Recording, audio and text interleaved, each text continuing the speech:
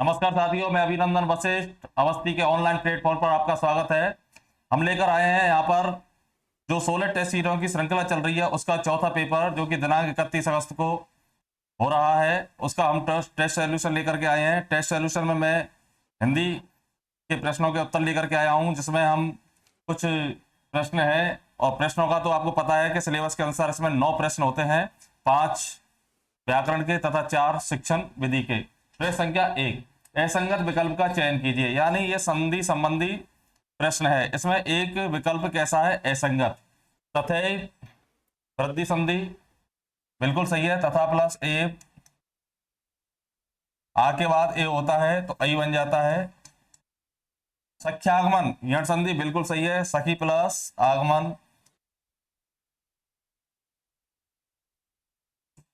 दैत्यारी दीर्घ संधि ये बिल्कुल सही है। दैत्य प्लस अरि।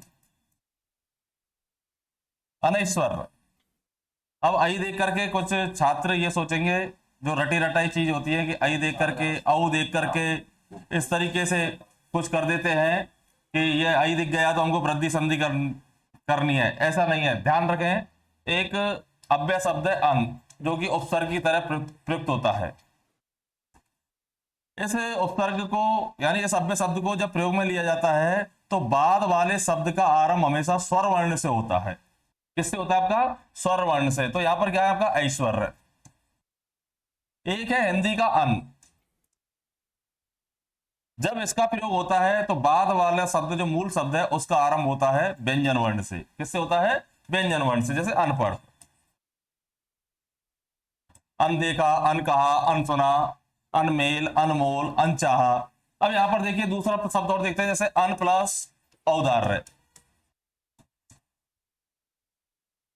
तो न ये औ आ रहा है, ये आई आ रहा है, स्वर आ रहा है, तो पहले न कैसा आएगा? आपका हलंत आएगा, न की पूरा। इसलिए इसमें उपसर्ग मात्र यानी कि ये संयोग है, न की संधि। और भी उदाहरण दे सकते हैं, जैसे अनावश्यक, अन प्लस आवश्यक। अनंत वाला देखेंगे तो अन प्लस अंत। आप पता कैसे लगाओगे न हलंत वाला है या पूरा है? तो इसके लिए सीधा सा है कि बाद वाले शब्द का आरंभ हमेशा किससे होगा? स्वर वर्ण से होगा। प्रश्न संख्या 2, तो इसका उत्तर हो जाएगा आपका विकल्प संख्या 3। समास संबंधी असंगत विकल्प है, यानी उस विकल्प को छांटना है जिसमें समास संबंधी असंगत विकल्प है। हाथों हाथ, अव्ययी भाव बिल्कुल सही है। कंट का कीर्ण, कंटकों से आकीर्ण यानी कांटों से भरा हुआ। तत्पुरुष यानी करण तत्पुरुष बिल्कुल सही है। पंचपात्र, 5 पात्र है का समाहार दिगु बिल्कुल सही है। कुशाग्र बुद्धि ये कर्मधार नहीं है, ये है आपका बहुब्री।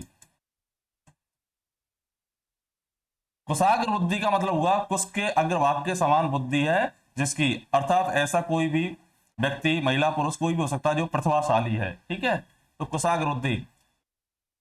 बहुब्री समास में क्या होता है? एक पूरा पद एक विशेषण होता है जो किसी अन्य विशेष्य का होता है। तो हमारे कुछ ऐसी धारणा बना रखी है कि इसमें तीसरा नाम आना चाहिए, जबकि क्या कहता है बहुब्री समास के परार्थ या अन्य अर्थ? परार्थ पर यानी दूसरा, या अन्य अर्थ प्रधान होता है, यानी कि तीसरा पद प्रधान नहीं होता है। फिर भी परीक्षा में पूछ लेते हैं कि तीसरा पद किस में प्रधान होता है। देखिए पद तो आपके पास 2 ही है, या तो पूर्व पद है या उत्तर पद है, तो इसमें अन्य अर्थ प्रधान होता है। जैसे एक शब्द है मंद बुद्धि। अब कई बार क्या कह देते हैं? मंद है जो बुद्धि। नहीं, मंद बुद्धि पूरा शब्द विशेषण है, इसलिए इसका वास्तविक जो समास विग्रह होगा मंद है बुद्धि जिसकी, अर्थात ऐसा व्यक्ति जो बिल्कुल मंद बुद्धि से है। तो इसमें कौन सा हो जाएगा? आपका बहुब्री हो जाएगा। मंद है बुद्धि, आप निष्कर्ष नहीं निकाल सकते कि बुद्धि मंद कैसे है। यानी मंद बुद्धि पूरा शब्द एक विशेषण है जो किसी बालक की विशेषता बता सकता है, बालिका की बता सकता है। पूरा पद विशेषण है। प्रश्न संख्या 3, निम्नलिखित में से सभी शब्द अशुद्ध हैं। अर्थात इसमें 4 विकल्प हैं और 4 विकल्पों में 12 प्रश्न शब्द हैं। इनमें से उन विकल्प को छांटना है जिसमें सभी शब्द अशुद्ध हैं। यानी 3 विकल्पों में कुछ शब्द शुद्ध भी हो सकते हैं और अशुद्ध भी हो सकते हैं, परंतु क्या कह रहा है कि सभी शब्द अशुद्ध हैं। तो अनुकूल बिल्कुल सही है, अहल्या बिल्कुल सही है, अनिष्ट बिल्कुल सही है, विशिष्ट बिल्कुल सही है, स्वादिष्ट बिल्कुल सही है, पर ब्रज ऐसे लिखा जाता है।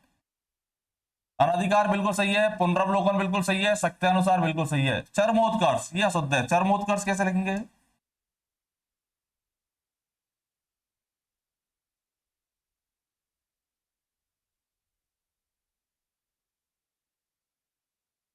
अब देखो ये भी मैंने गलत लिख दिया है, ये तो नहीं है।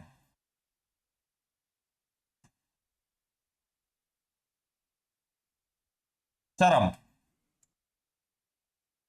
प्लस उत्कर्ष, ए प्लस u बराबर ओ। ये चर्म लिखने का मतलब तो चमड़ा हो जाता है, प्रदर्शनी।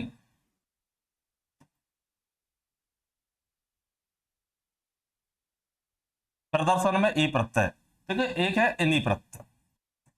ये पुल्लिंग शब्द का कोई स्त्रीलिंग बनाता है तब इसको जोड़ते हैं। जैसे सरोज में इनी जोड़ेंगे तो सरोजनी, प्रिय दर्शन में जोड़ेंगे तो प्रिय दर्शनी, कमल में जोड़ेंगे तो कमलिनी, सर्प में जोड़ेंगे तो सर्पनी, ग्रह में जोड़ेंगे तो ग्रहिणी।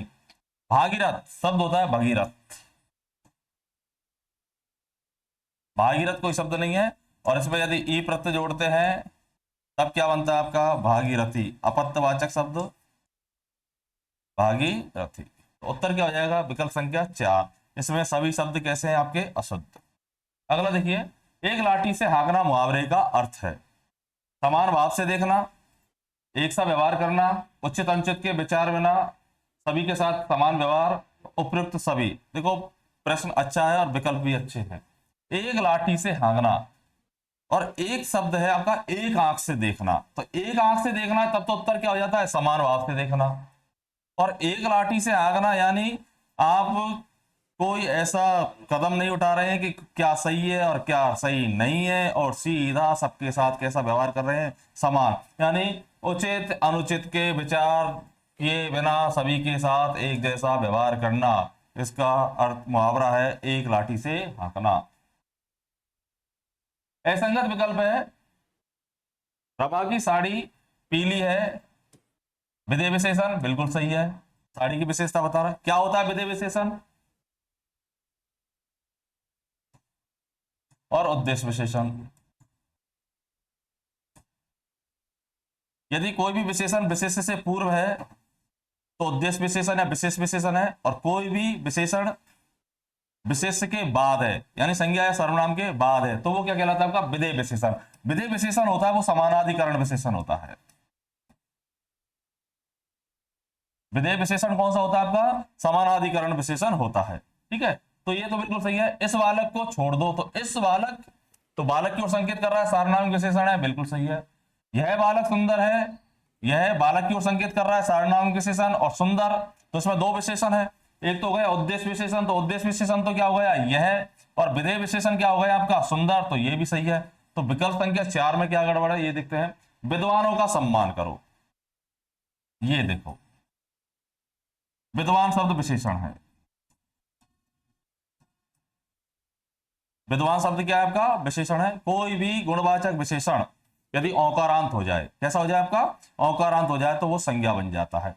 दूसरा, कोई विशेषण संज्ञा है या नहीं है, इसकी पहचान कैसे की जाएगी। सबसे बड़ी बात यह है, कोई भी विशेषण संज्ञा है या नहीं है, इसकी पहचान कैसे की जाएगी। सीधा सा फंडा है, इसके स्थान पर आपको संज्ञा शब्द रखना है। यहां पर विद्वानों की जगह पर रख सकते हैं अपन शिक्षकों, अध्यापकों का सम्मान करो। तो शिक्षक और अध्यापक दोनों क्या है संज्ञा है, तो ये भी क्या है आपका संज्ञा है, तो गुणवाचक विशेषण नहीं होगा। तो उत्तर क्या हो जाएगा विकल्प संख्या 4। ये हो गए व्याकरण के प्रश्न। आगे देखते हैं शिक्षण विधि के। द्वितीय भाषा शिक्षण की तुलनात्मक विधि है। तुलना विधि, व्यास विधि, व्यतिरेकी विधि और भाषा संसर्ग विधि। अच्छा प्रश्न है। देखो तुलना विधि ये पद शिक्षण में आती है। तीन तरह की तुलना की जाती है, समान कवियों की, एक जैसे भाषा के कवियों की, अलग अलग भाषाओं के कवियों की, यानी कि कविताओं का एक जैसा प्रारूप एक ही कवि की है, तो उनकी जो तुलना की जाती है वो किस में आती है पद्य में।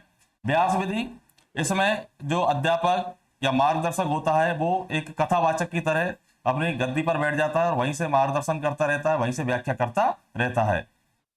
व्यतिरेकी विधि बिल्कुल द्वितीय भाषा की शिक्षण तुलनात्मक विधि है, यानी भोलानाथ तिवारी ने इसको विशेष रूप से अच्छा दर्जा दिया है इसको, तो व्यतिरेकी विधि हो जाएगी। और भाषा संसर्ग का तो पता है ही है आपको, और इसका प्रश्न बहुत आता है। भाषा संसर्ग विधि क्या है, भाषा का पाठ पढ़ाते समय इसमें बीच में क्या है व्याकरण की ज्ञान की शिक्षा दी जाती है, परंतु व्याकरण के नियमों का ज्ञान नहीं कराया जाता है। उत्तर क्या हो जाएगा व्यतिरेकी विधि।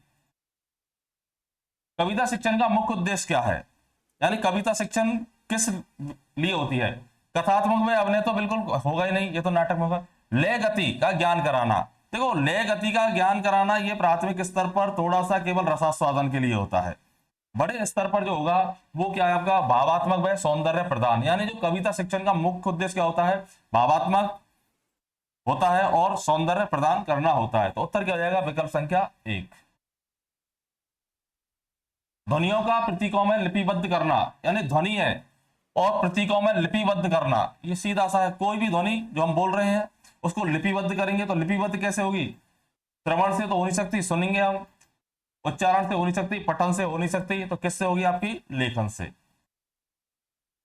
शब्द भंडार में वृद्धि है, ये सेकंड ग्रेड में 2 बार आ चुका है प्रश्न, बहुत अच्छा प्रश्न है।